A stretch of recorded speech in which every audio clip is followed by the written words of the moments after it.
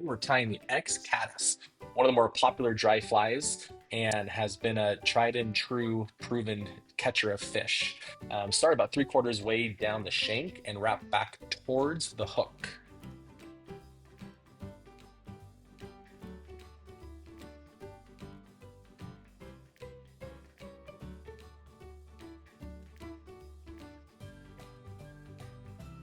Snip off the tail of the thread. This is some light olive yarn, and you can make it long on the back side. You can always trim it, but on the front side, it should be about 1/2 to 3/4 back towards the hook side when it's all said and done. So you can grab it in the middle part and get a few loops on there. And then you can pull it back and get it right to where you want it before you start putting some attaching loops.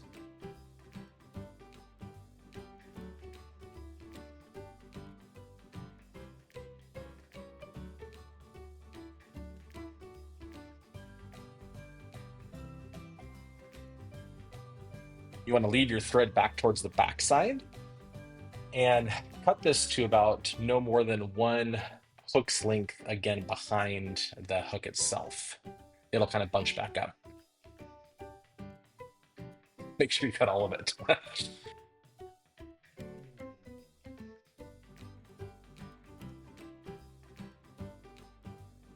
Wet the thread with a little bit of spit or water, and then start wrapping the dubbing. This is some Adams gray dubbing, and you want to keep applying steady pressure from the top as it wraps down, and make sure you have enough on there to get the entire length of the fly done. And I kind of started at the top, and then as you begin to wrap up, you can keep wrapping more and more as you go down. You can wrap this 2 different ways. You can use the actual bobbin to wrap, or if you have a rotary vise, you can also use that to wrap. And so I have a rotary vise, and so I kept a little bit of tension on it and allowed the vise to do the work for me.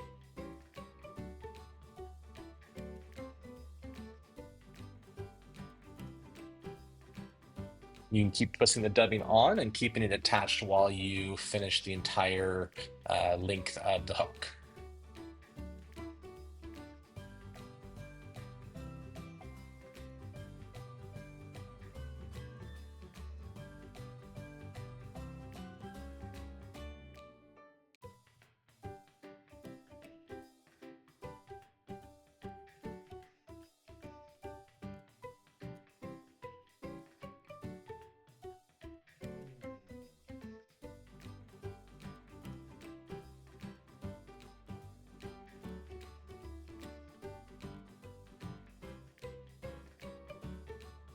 With dubbing, you can also go back and fill in any dry spots or untied spots, and it's a lot more forgiving than other material.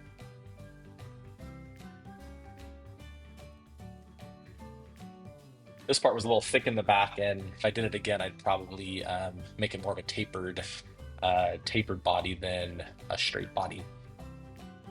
Some attaching loops on the end to keep the dubbing from going too much further forward.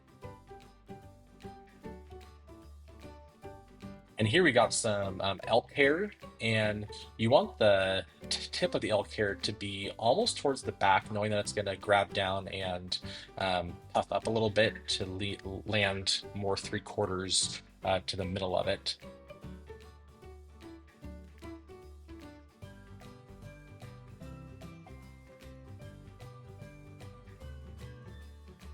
A few light loops to get it positioned.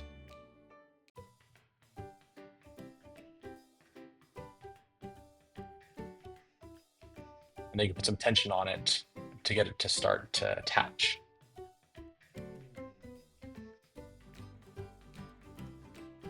Some attachment loops. And then you can grab the head of the hair and pull it back and put some loops on the front to hold it up.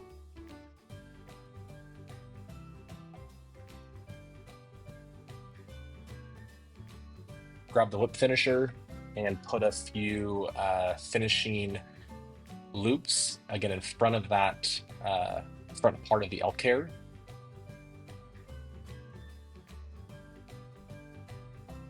A lot easier said than done.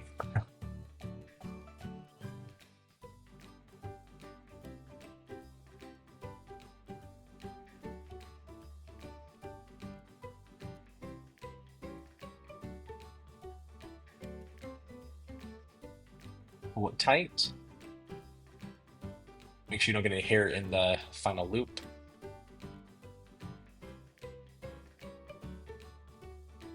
Give it a trim with some scissors.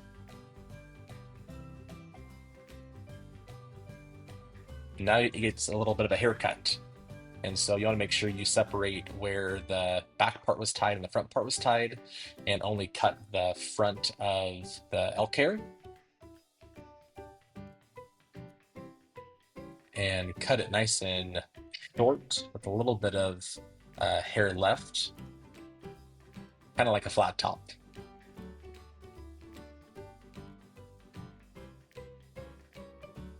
Clean it up. The steadier of hand you have, the cleaner it will be.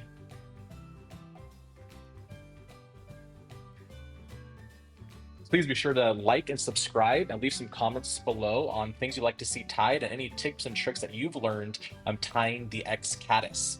It's a really fun fly to tie, and I know that fish love to eat this and respond really well to this specific dry fly.